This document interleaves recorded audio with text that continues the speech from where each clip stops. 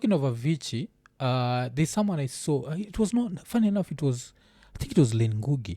I saw Len Ngugi in an interview. Alikuwa anasema nowadays we misuse the phrase mental health.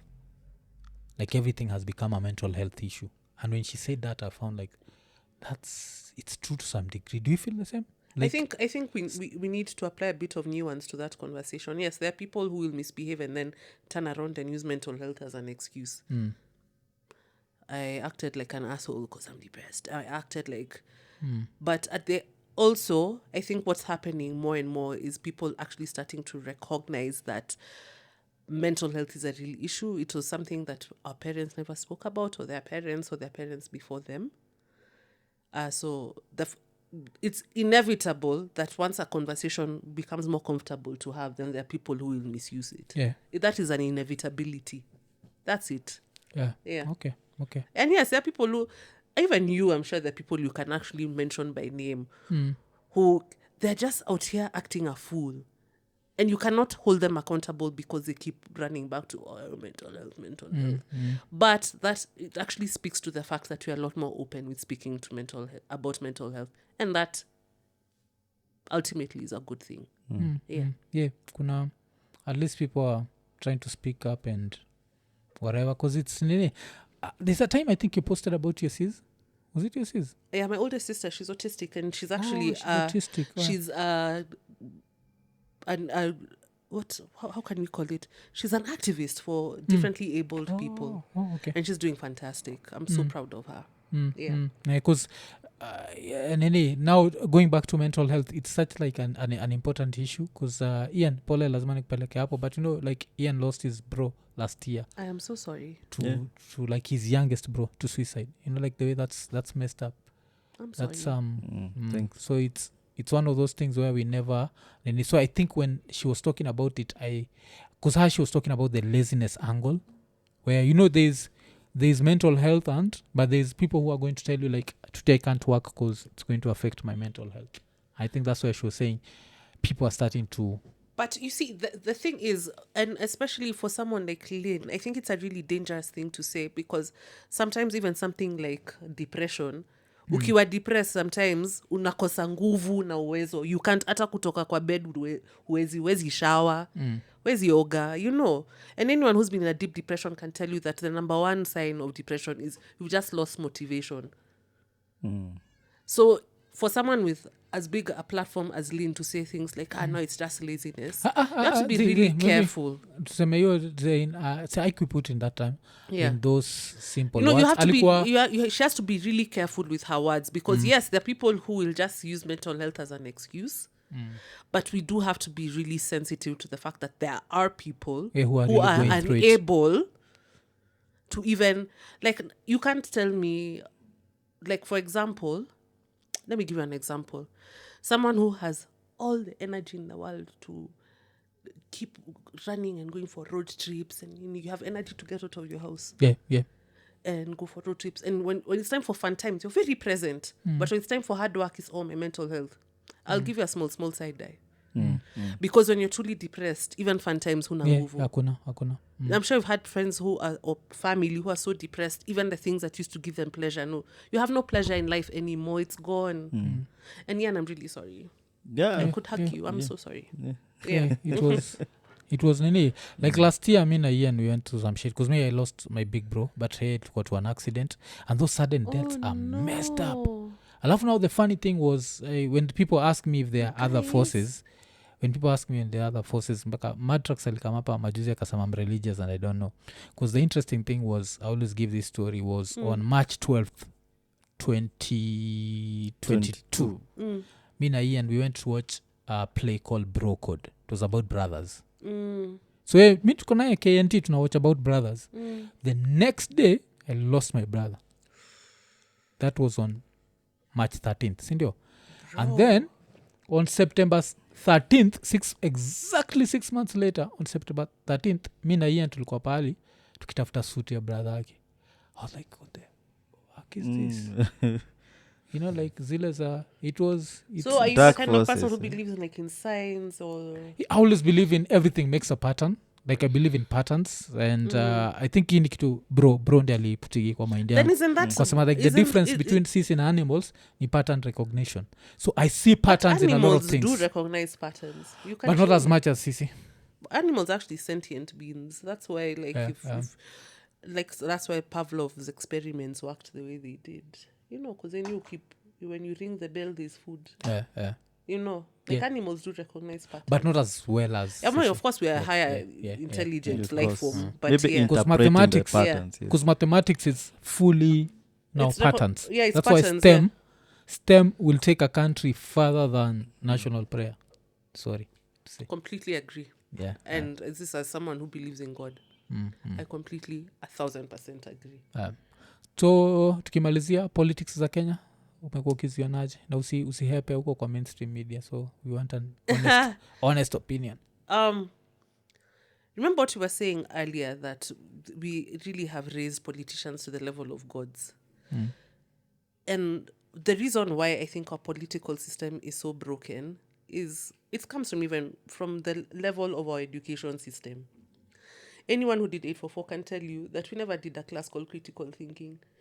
It was just 844 is just teaching people to be good at Memorizing. cramming and then Cramming. regurgitating the information. There's no form of critical thinking. And I think that was not by accident, it was by design, because who brought 844? Yeah. Right in the middle of his dictatorships, it was M1. Mm. So as a result of that, he wanted to create a nation of workers, not thinkers. And as soon as we start thinking about, okay, how do we want future generations to analyze information, to absorb information, and start from the level of schools, then we'll get to a point where a politician will not be able to stand in front of a camera and lie and go unchallenged. Where things like tribalism will make such little sense. I hate you because you, by an accident of geography, you were born somewhere else. You know? And that's also my issue with religion. Because again, religion it's very geographical. it's geography. So now Christianity will tell me that someone who was born in Tibet will go to hell because they didn't know Jesus. Yeah. That makes no sense. And that's the same thing with tribalism. I'm supposed to hate Mafrika because I'm Kikuyu and he's Luo. And that has been deeply ingrained in us as a nation because we've not been taught how to think. Yeah. Once we start thinking for ourselves and stop allowing other people to think for us, then we'll be good. That's my thoughts on Kenyan politics. Because tulihavi talk pia na Justin, and I'm somehow an extremist. I was saying like nafeel nika some people should not be allowed to vote. Like you should have a certain mental level that you can at least vote for your own interest. Take a test. An IQ test, I swear. Do a small Own exam interest, at least your before you own enter interest. the polling booth. Yeah. There's a school in Embu ilikuwa inafunza watoi on electoral process. So they're actually conducting maybe elections are who's going to be the school captain and nini. Yeah. And kids just had to explain like where they want to do that and That how is they're what we need going in to help schools. other kids. Yes. And I was actually like, this is good. That is it. This is good. Because another thing that we don't have in this country is civic education at all. Yeah. People were voting for and against a constitution that they had never read. Yeah. Explain that to me. I think we really revel in ignorance in Na this saina country. turamba. So Kana turamba. Okay. Kana turamba kweli. Okay. I don't know. Collections can vary in that regard. But at the end of the day, for me, what I strongly believe is that we need to pende knowledge in this country. People are so proud to say, Mrs. Somangi, hizo stories, how are you so proud of essentially saying you don't want to read? yeah. Ama yu ina kizungu yako yote. Sawa basi, or people who insist in speaking good Kiswahili. Like, whatever it is that you do, or if you're doing a job and you insist on doing it well, you're called mtiaji. Yeah. So this thing of just rejecting excellence as a nation, we need to stop it, because that's why we're in this situation where you can really have a president that can go up on TV and lie to your face. There's sometimes I watch news until I'm like, wow, does this man forget to have a phone? And I can go back and pull up other videos. So yeah, there's some, I feel that as soon as we start accepting that it is okay to be good at a thing, and whether it's studying or your job as a welder or your job in a bank, and there's nothing wrong with being informed and thinking for yourself, not that because you're in Azimio, then because the party position is this, then that by default becomes my position as a human being. Or because I'm Kenya Kwanza, then because Kenya Kwanza, this is the party position. So I remove my brain and I put it aside, and that now becomes my party position. That is stupidity. You can see I've gotten passionate. Yeah. Si chawi ni maombi. That's nonsense. And me, those are the things that I hear from the mountain, and then I'm like, at Yuthamaki knew it too. Is it yours really? What has State House come and brought for you in your house? So kuna kitu niliulizaga Ian, but raja Ian is a young dude, so acha nikuulize juu at least mimi na wewe tumekula chumvi kidogo. Small. Uhuru ange-endorse anyone apart from Raila, would he have lost Central? Because I think it's Raila that made him lose Central. I feel like Raila... I don't think you'd have lost Central if it was someone other than Raila. There's a hatred for Raila in Central, and Ian, you can back me up on this one. It's another level. They've demonized him. Like, there's nothing good that Raila can do. Yeah. He's completely... Uliwekanika ikaeni kama he still would have... And I'm like, I think people don't hate Uhuru, people hate Raila. Like, if Raila was to... But then also the kitu kifanyikia Raila leo, but then also, equation. There's also nuances in this election and how it was carried out. I will say Azimio dropped the ball in the sense of there are places where they assumed that they were going to get all the votes. Yeah.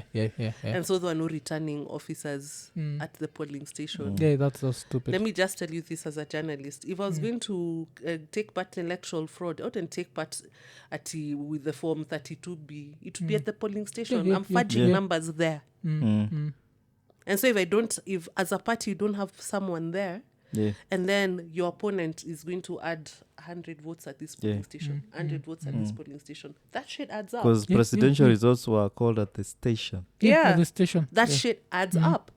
It adds up. The only thing that they come and do at the National Tallying Center is comparing. Yeah, that's why the server talk annoys me.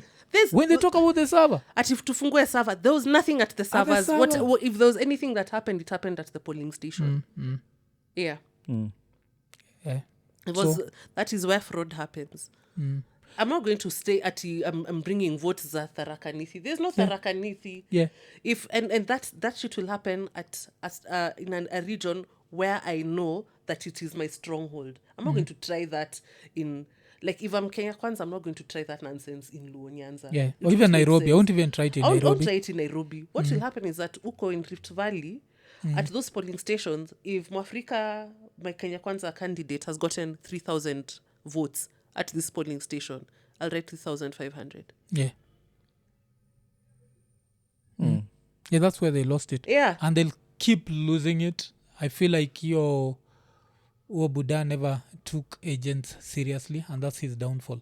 Because Tharaka Nithi ikuwa inafaa kuwa a lesson. Because remember your time he was president, he was like, he could even smell the sword. Because remember at that time in 2007, where there was already tension and everyone was glued to their TVs and everyone was like, this one is going to row. Then Tharaka Nithi votes came and we were like, Haibo. Yeah. Afuna kuwaga fool me once, fool me twice. Then there's a whole shame on you. Yeah, now. It's a whole thing.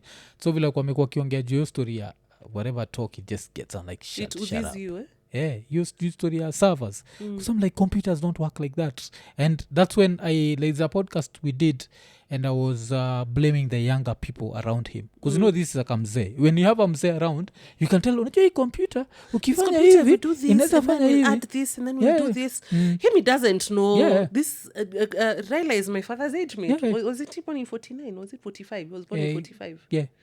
He's around my father's age. So at that age, will I now come and tell my dad about how you will hack and a computer or what?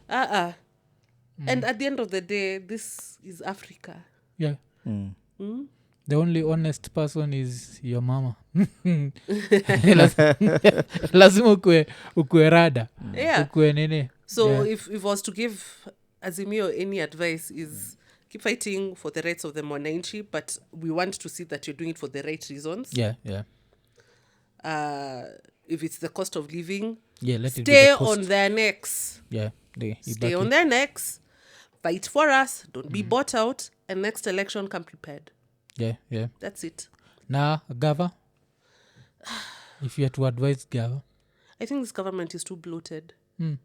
The promises that are made, like now how many CASs do we have? I mean, it's ridiculous. If more than half of your government expenditure is towards wages, we're not doing anything. It's nonsense.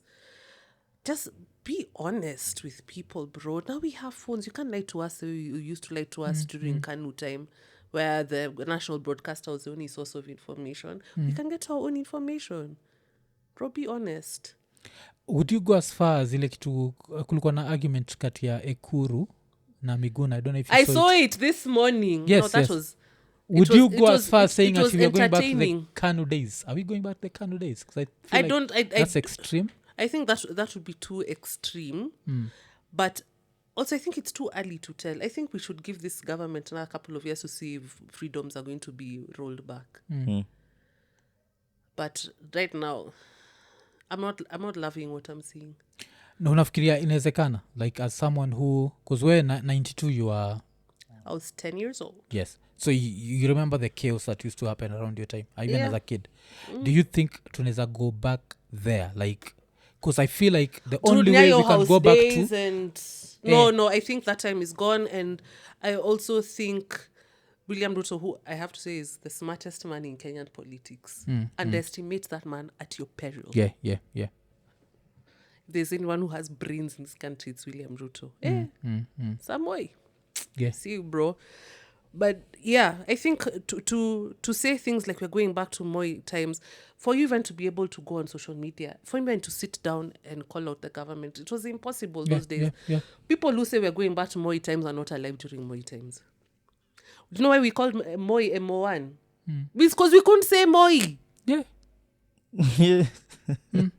We could not say his name. He could not be drawn. Those days when you say special branch can tell you what you ate for dinner last night was not a lie. Na kuko na mobile phones. Nothing. And they could still... They could listen to your phone calls. And follow you around. And they will track you. And then you could disappear and you'll never be seen again. Yeah. So yeah, when people say, oh, we will go back, you weren't there. First of all, even you remember watching parents whispering in hushed tones in the house when they're talking about Gava or politics. It used to be hushed. Now we can shout on social media. And to the ones who bullied Uhuru off of Twitter. Yeah, mpaka Uhuru aliadmit akasema like actually ni. Na nini? Fukuza. Na history ya Pauline Njoroge, did it scare you in any way? And have you seen what, because she wrote a whole post explaining what happened to her. Alafu koza kitu amenibamba nayo kabla hata uanza ni alikuwa na bonga juu yako ikawa wewe juu ya supplements. Waka was like, kwani mimi ndo quick supplements? Oh, vitamin C. Yeah. Which ones am I supposed to be taking? Take your calcium, please. Yeah. Okay. Although women are we should take them more because after menopause, we are more prone to osteoporosis. So yeah. Calcium itanisaidia na? See, with your knee joints, take ginkgo biloba for your memory, take your omega-5. I think that for the one for the Calcium. memory, Yeah. he needs it. Yeah. Unasawingi sana. Kuna In the vitu middle, msahau. are you those people who enter a bedroom, unaingia room kwa nyumba, and then unasimama tu kwa mlango like, umekama huku kufanya?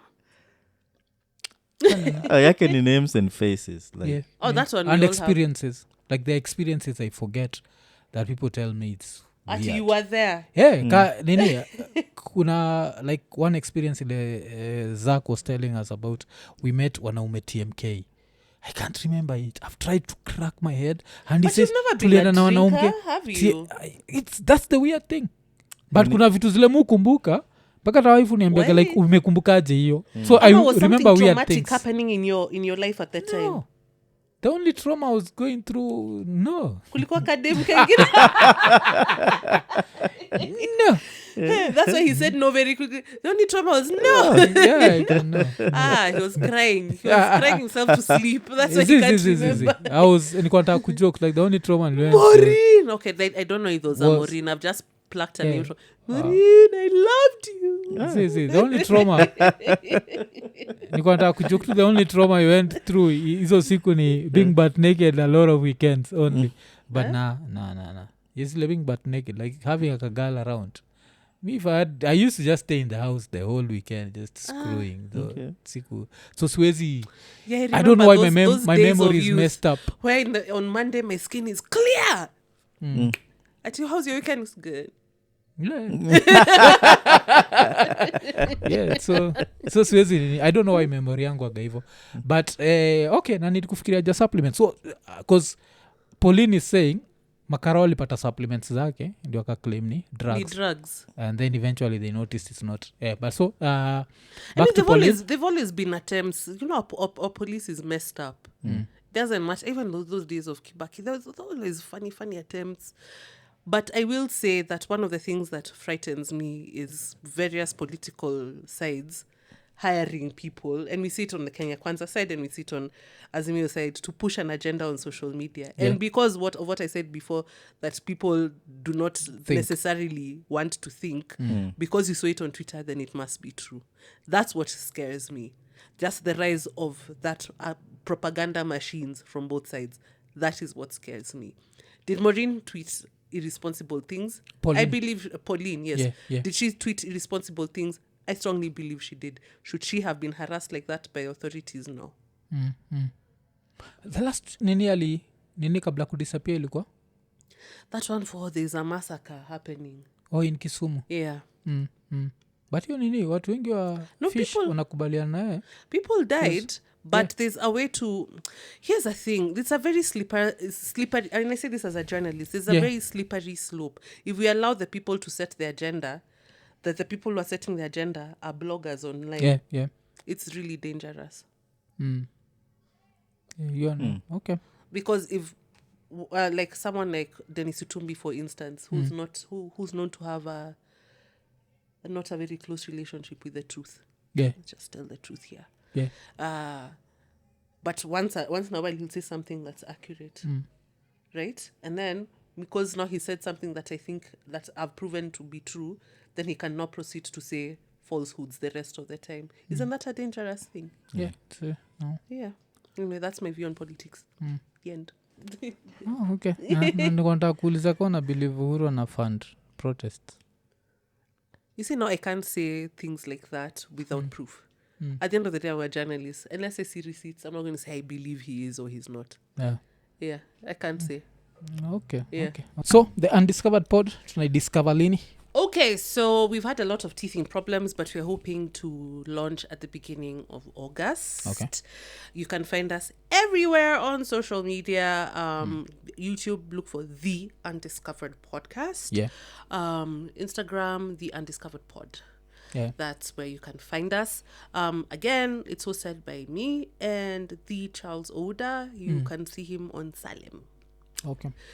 which is a show that has us by the throat nowadays. Yeah. So basically, we cannot wait just to discover this country and this continent with you guys. It will be so much fun. So good luck vile nashinda nikisema treat it as a 9 to 5. Yes. Give it 100%. Be consistent. 110. Yes.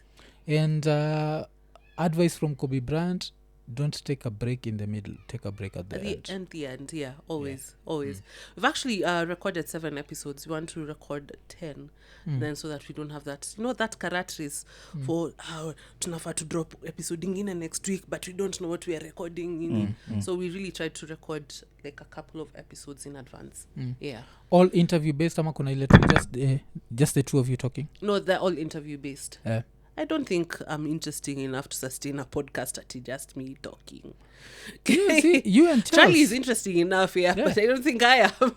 Yeah, because guests are good but they might disappoint you, so Yeah. pia mnafaa kuweza just talk the two of you Actually, you're giving me About- some really good advice, Moaf. Thanks. about stuff like Yeah. talk about music, acting, because he's a great actor. Yeah.